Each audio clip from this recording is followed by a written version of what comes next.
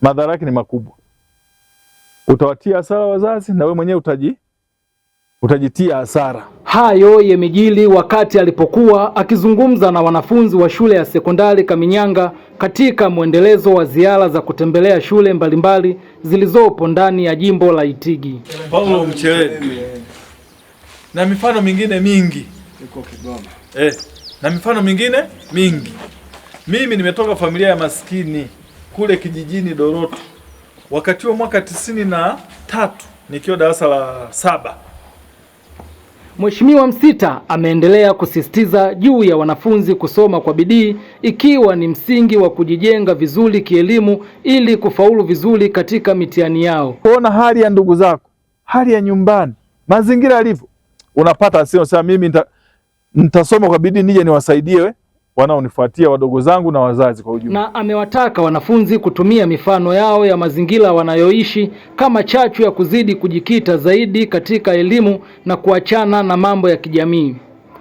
Aidha, Mheshimiwa mbunge ameendelea kuwatia moyo walimu na kuwataka kuendeleza ushirikiano pamoja na kuishi vyema na wanafunzi licha ya kukutana na changamoto nyingi katika kuhakikisha wanawapatia elimu nzuri. Kwa hiyo walimu mnafanya kazi kubwa sana.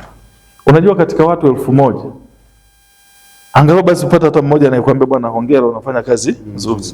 Kwa sababu kila binadamu anapenda kutiwa moyo.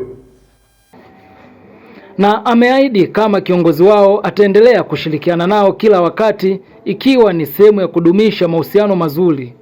Katika ziara ya leo, Mheshimiwa Msita pia alitembelea miradi mbalimbali ikiwemo jengo la madarasa ya shule ya msingi Kaminyanga ambalo linaendelea kujengwa na likitarajiwa kukamilika siku za hivi karibuni, huku likitarajiwa kuleta msaada mkubwa hapo shuleni. Pia alitembelea mradi wa kituo cha afya kilichopo Idodiandole ambacho kinatarajiwa kukamilika katikati ya mwezi wa 4, ambacho nacho kinatarajiwa kuwa ni msaada mkubwa kwa wakazi wa Idodiandole ambao wamekuwa wakisafiri umbali mrefu kutafuta huduma za matibabu.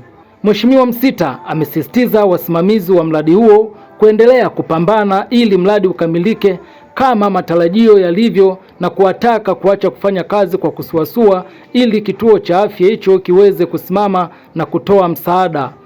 Huu ni mwendelezo wa ziara mbalimbali za mbunge wa jimbo la Itigi Mheshimiwa Yohana Msita katika kuhakikisha na watumikia vyema wananchi ambao wana imani kubwa juu yake. Mheshimiwa Msita mara zote amesisitiza kuwa yupo tayari na ana nguvu ya hali ya juu kuwatumikia wananchi wa jimbo la Itigi kwa maslahi mapana ya maendeleo ya jimbo la Itigi. Nikiripoti katika ziara za mbunge, Ramadhani Juma, Itigi TV. Itigi TV, furaha yetu tufike pamoja.